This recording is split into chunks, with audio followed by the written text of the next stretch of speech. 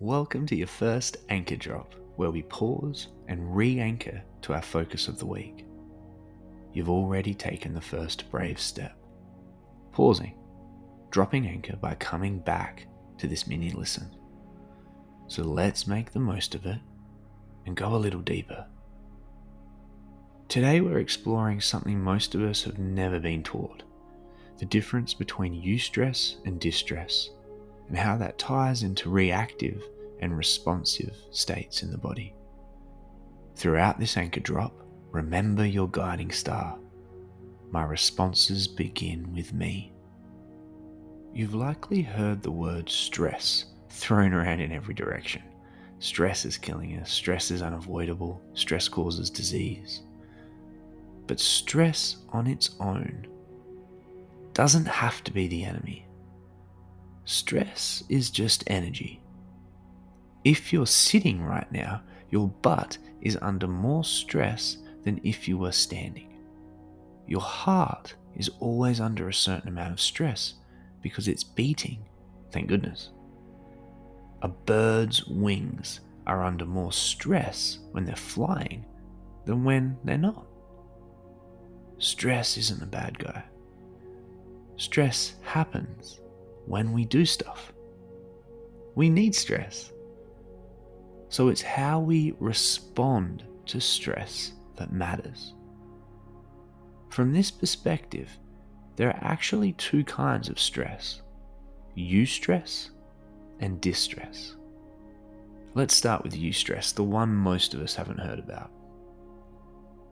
Eustress is healthy, helpful, activating energy. It's the kind of stress that wakes you up before an exciting meeting. It helps you focus when you're starting a new project or navigating something meaningful. It's the type of stress you feel when watching your kids laugh hysterically while they're playing. Eustress fuels creativity. It sharpens your attention. It feels like motivation, readiness, aliveness. Your body is alert but open, energized but not tense. In eustress, the nervous system is in what we call responsive mode. Your prefrontal cortex, the thinking part of your brain, is online, so you can think clearly. You can respond to your environment with intention. This is the mode where you feel like yourself. In eustress, you are you. You're capable, curious, even excited. Overwhelm does not exist here. Now, distress is a different story. Distress is what happens when the body interprets doing stuff as a threat. It's the tightening in your jaw, the tension in your shoulders, the spiraling thoughts, the scattered attention, the emotional outbursts you didn't plan to have. In distress, you're no longer in conversation with the moment. You're in a kind of fight, flight, freeze, nest, fawn. You react before you even realize what's happening. The prefrontal cortex, again the thinking part of your brain, goes offline, and your survival brain steps in. Distress is still stress, but it's being handled differently.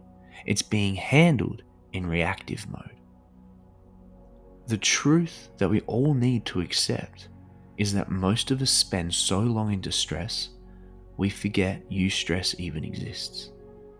We've forgotten what it feels like to be alert without being anxious, to be challenged without being overwhelmed, to be busy without being in conflict with ourselves. This week, your guiding star is simple but powerful. Responses begin with me. It's not a command, it's a compass. It's a reminder that peace isn't about making life quiet. It's about choosing your orientation. Do you react or do you respond? So your trim the sails action today is simply to notice a top first inhale. Don't try to be perfect. Instead, notice, adjust, and trim the sails. A top first inhale will be heavy through the rib cage and the shoulders. Just notice it. That's all you need to do.